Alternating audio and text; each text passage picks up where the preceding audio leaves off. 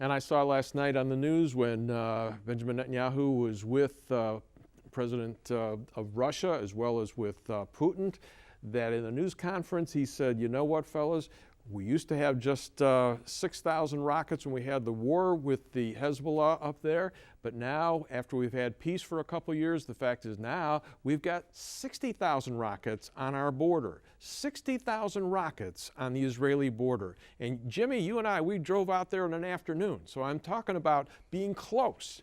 All right, that's a lot of rockets to be on your border up there. Keep going. Well, indeed, those rockets are focused on the state of Israel.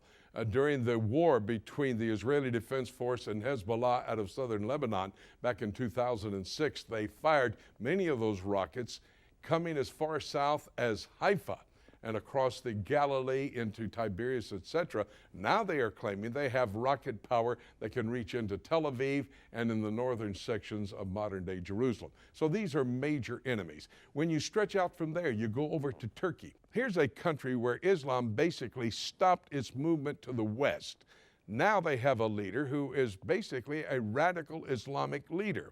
His name is Tayyip Erdogan. He is the prime minister of Turkey, and his president, Abdullah Gül, is also a compatriot of his, both of them Islamic fundamentalist leaders, and they would like to see Turkey as the pan-Islamic leader of the world. They want to do that. And of course, they have now associations and are going to be nuclear powered from Russia, from Iran. The relationship between President Tayyip Erdogan and the president of Iran, Ahmadinejad, very, very close as they continue to try to say they're negotiating between the Israelis and the Syrians to establish peace.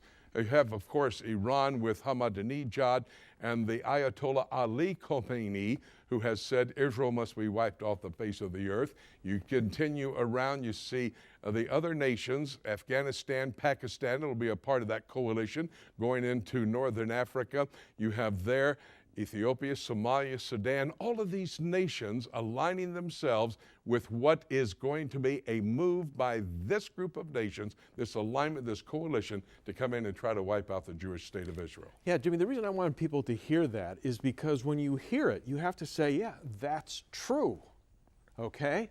And oh, by the way, the biblical prophets are talking about that group of nations, and it's happening now. Okay? And it's only going to get worse according to the prophet Daniel and what we're hearing in the book of Revelation. What's the hope in all of this, Jimmy?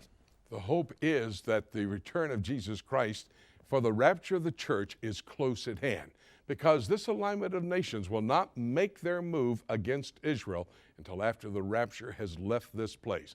That should encourage us to be eagerly anticipating the soon return of Jesus Christ when he takes us out of this world into the heavenlies with him.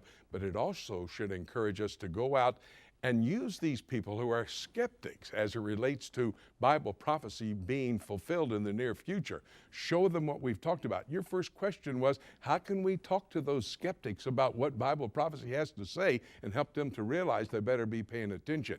We need to do that. We need to use this vehicle to try to win them to Jesus Christ or encourage them in their own Christian life.